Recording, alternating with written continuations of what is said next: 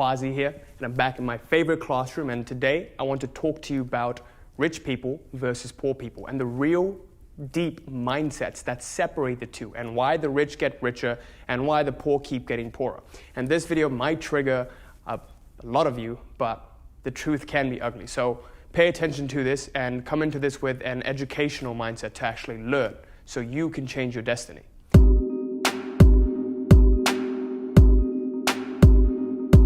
Before I begin this video, I wanted to quickly announce that I'm doing a free giveaway of my book, Life Mastery. If you want to enroll into a competition to win this book for completely free every single Friday, just comment Life Mastery down below, and we'll be picking one lucky winner to get this book for completely free in the ebook format.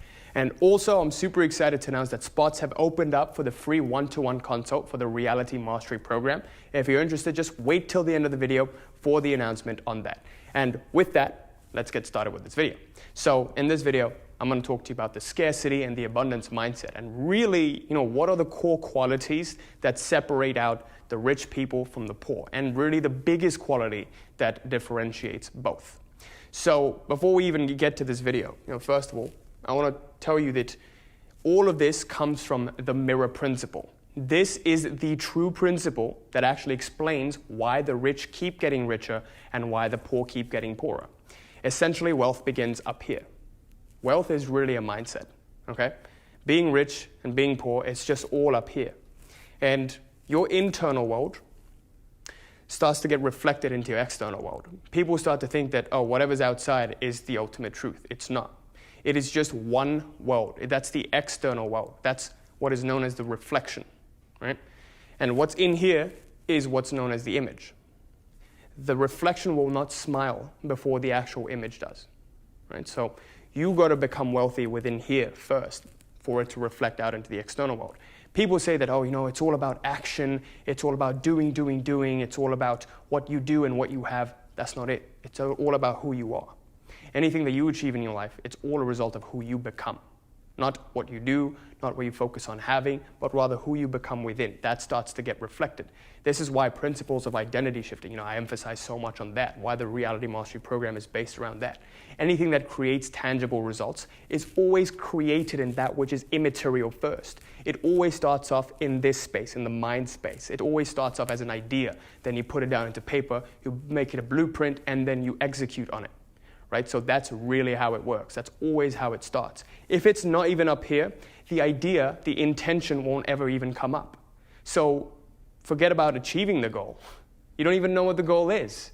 What are you supposed to achieve if you don't even know what it is? So if you want to learn about the mirror principle a little bit more, to actually explain why the rich keep getting richer, why the poor keep getting poorer, click up here. But essentially, to summarize that video, to summarize the key understanding from that mirror principle, it's because poor people start to see what's outside and then start to confirm it within them, okay? So they form the internal attitudes. They form their internal world based on the temporary things they're seeing outside them right now. They see poverty, they say, I'm poor, instead of I'm rich, and then look for wealth. Do you see what I mean? What rich people do is, even though they may not be rich, when the poor really become rich, if you look at people who've become rich, it's because they always had the idea, the internal attitude that, I will be rich. And they had faith in that. So when you form the internal world, such as, I am going to earn 20K a month. It's going to happen. Where is proof that this is happening right now? And then they cultivate their internal world, okay? So they look for what they want to see, not what they're seeing, not what they fear seeing. Right? Poor people fear poverty. They look at poverty, they confirm their attitudes. Rich people look at wealth when it comes and ignore the poverty, and then they get richer and richer as a result. So the mirror always consolidates your attitudes you already have. So always remember that. Again, click up here to check that video out. But in this video, I'm going to share with you the two qualities that separates the abundant from those who are in lack. First of all, let's start with poor people. What poor people do is they always invest in things that depreciate. What that means is they always invest in material things like maybe a car that goes down in value. They invest in material things like maybe a nice handbag or maybe a nice pair of shoes. And they always focus on these material things that don't give them a return. Poor people always invest in that. What rich people do is invest in things that give them a return. Now, it may not be a visible return immediately, and we're going to get to that, but it's something that also gives you a return over time. So I remember one of my mentors, he bought a car. He got rich and then he bought a Bentley. But then he was asking himself, immediately he thought, okay, well, how can I make money with this Bentley? Now, how can I use this Bentley to start making money, right? So this is how the rich's mind works. They're always thinking about, how is this going to give me a return? What can I invest in that is going to give me a return?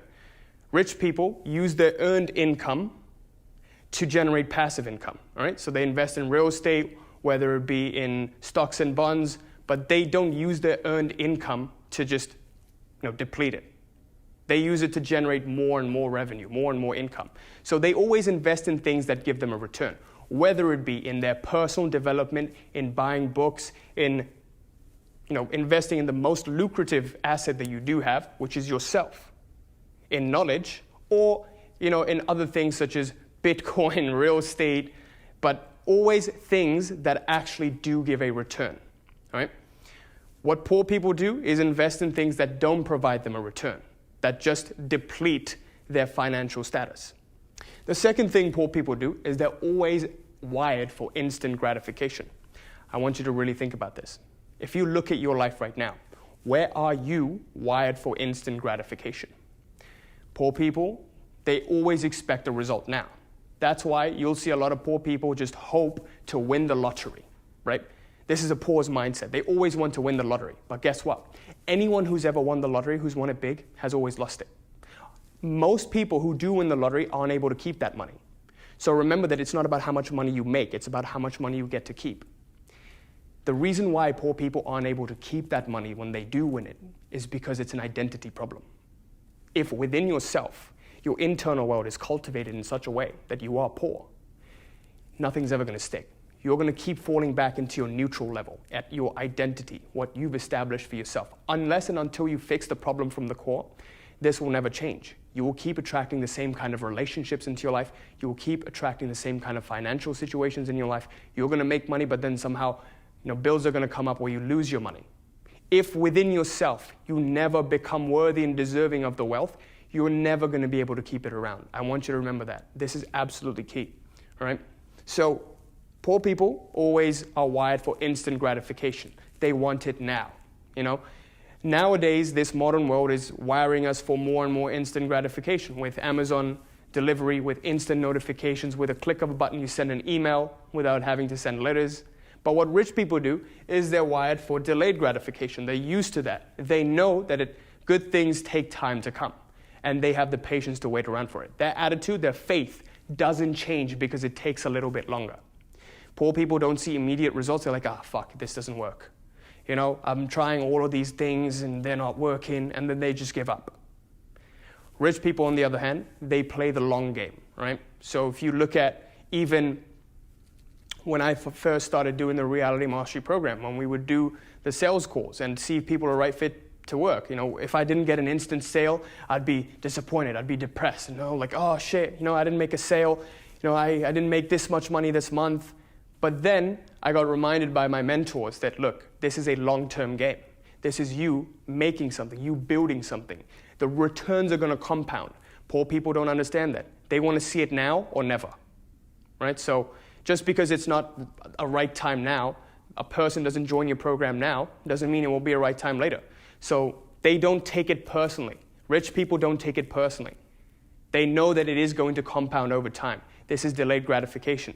Rich people read books. A book takes around 30 to 40 minutes to actually get into the meat of the book. This is delayed gratification.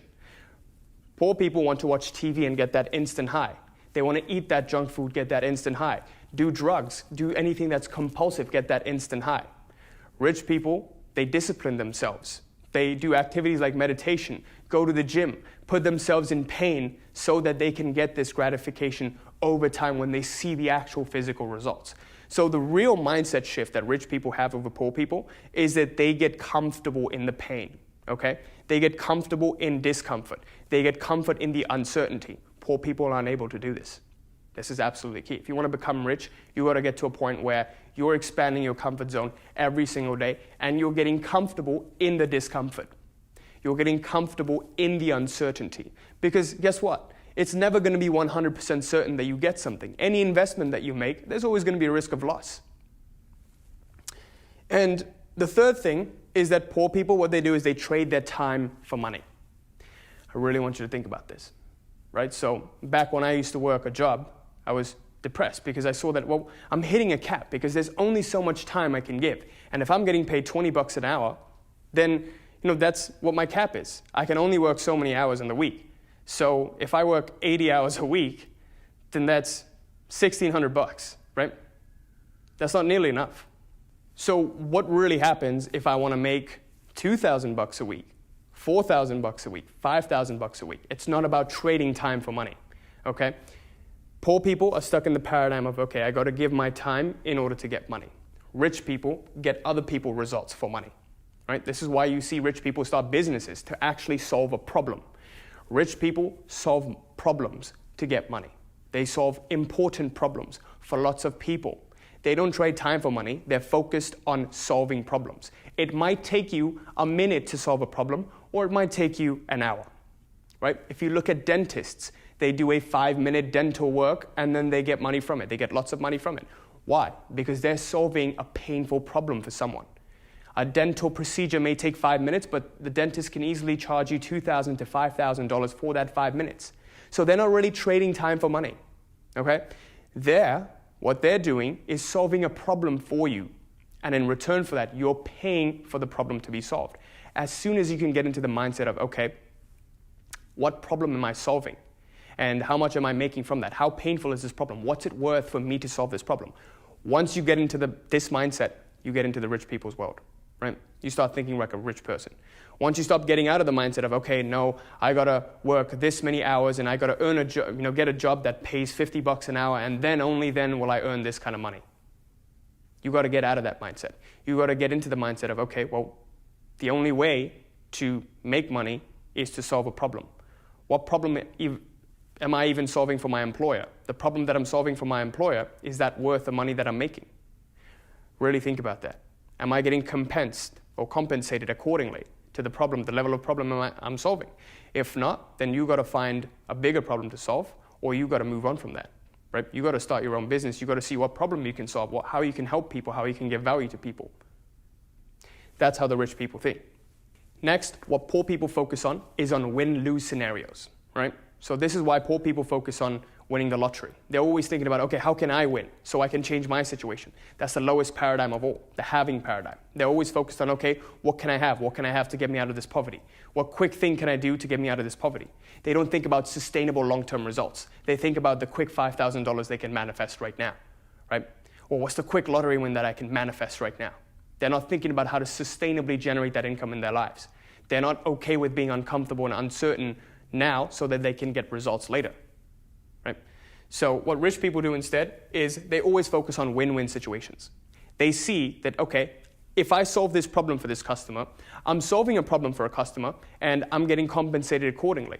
So this is a win-win, right? So poor people, what they do is they focus on win-lose situations, whether it be a win for them and a lose for someone else, or it be a win for someone else, lose for them. This is how you get into scarcity, right? So if you're solving a problem for someone and you're not getting compensated accordingly, you better make sure you get compensated accordingly, because or else it's a win-lose situation, right? Even when you're catering for someone else, you might be thinking you're doing something selfless, and you are, but it's still got to be a win for you, or else it won't be sustainable. This is when you get into the realm of power versus force. It's a great book by David R. Hawkins. I urge you to read that to really understand the subtle dynamics behind human behavior and really how the world even works. When you make decisions out of power, you start to enter higher vibration realms. When you make decisions out of force, you start to get into lower vibration energy, okay?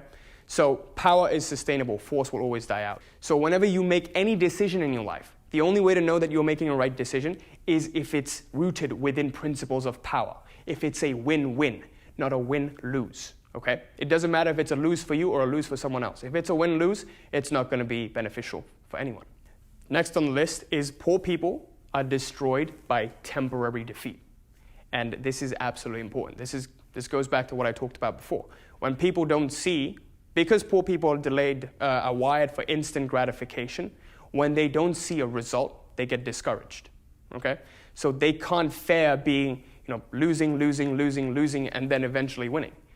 I saw people who started 8 businesses, failed all 8 businesses, and on the 9th one they hit gold, right? So the only way to overcome this is to wire yourself a delayed gratification.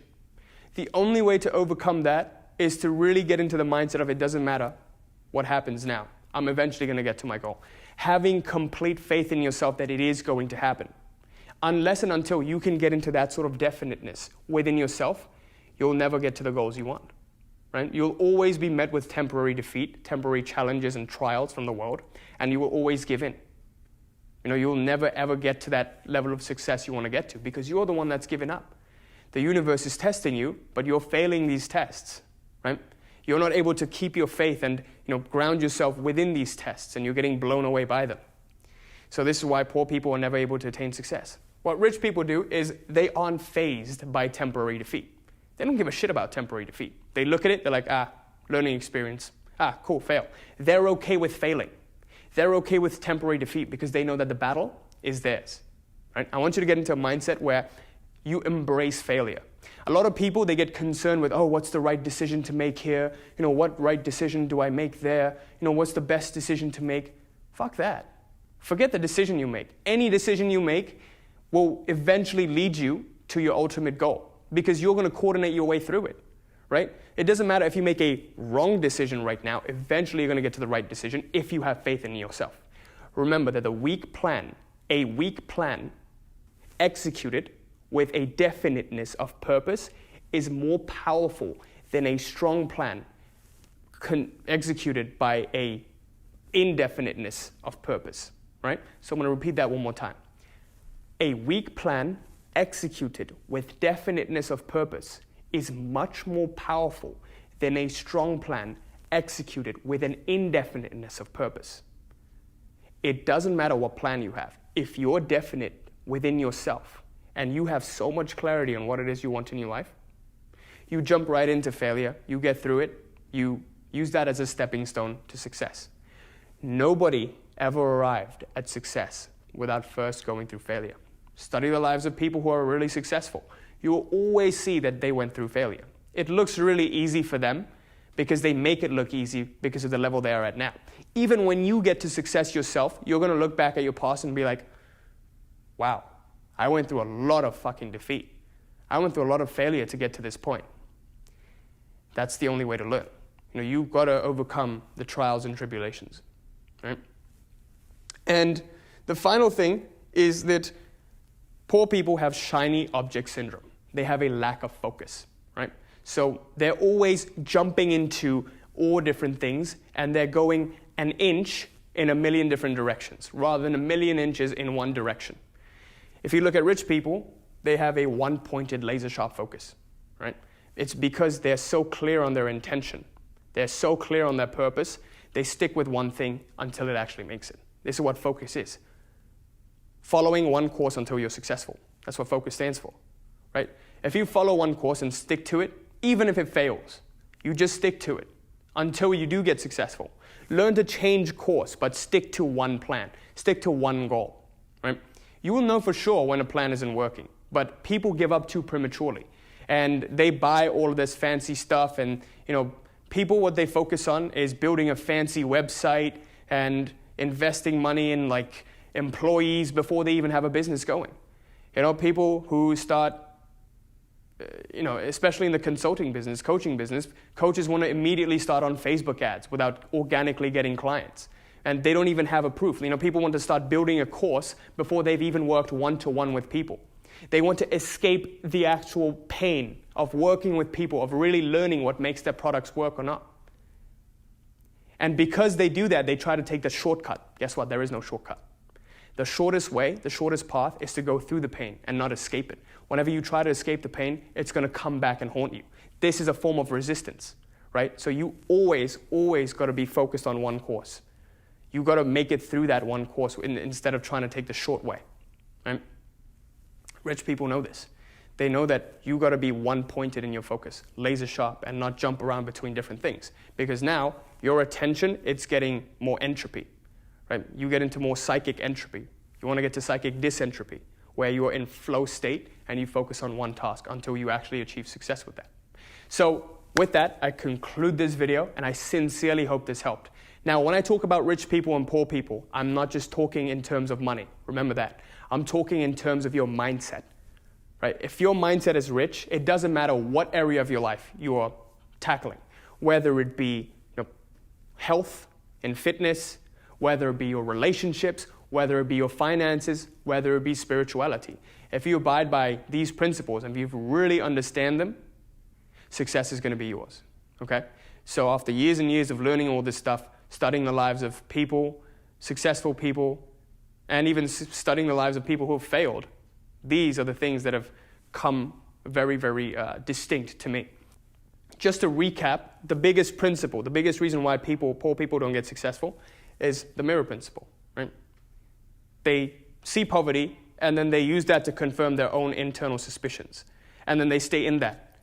Because anything you're seeing right now outside of you, it's all a reflection of thoughts and attitudes you've had in the past. So poor people keep playing the past over and over, and then they keep playing Groundhog Day over and over. Rich people, what they do is they see poverty, but they ignore it. They only look for evidence that they are rich. And eventually, this is how the poor person who's conscious gets rich. But people who unconsciously get successful are always going to suffer their success. You might be wondering, well, there are rich people who don't know manifestation and all of this. And yeah, you're right.